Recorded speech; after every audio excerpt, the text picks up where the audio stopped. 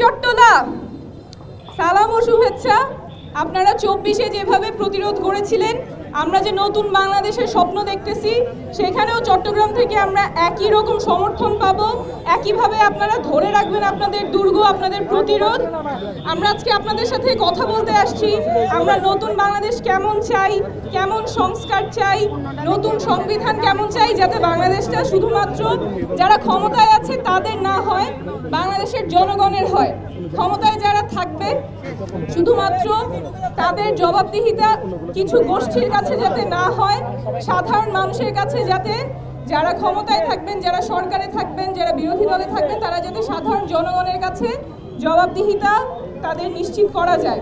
সেই রকম একটা বাংলাদেশ আমরা চাই, যেখানে পুলিশ বা প্রশাসন যদি অন্যায় করে, জনসাধারণ তার ন্যায্য বিচার পাবে।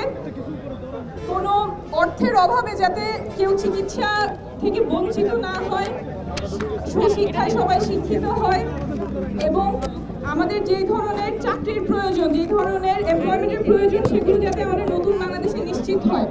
তো কী ধরনের বাংলাদেশ চাই সেগুলো নিয়ে আপনাদের সাথে কথা বলবো। কথা বলার চেয়ে বেশি শুনবো। আজকে অনেকগুলো জায়গায় আপনাদের সাথে কথা হবে, আপনারা সাথে থাকবেন। ধন্যবাদ।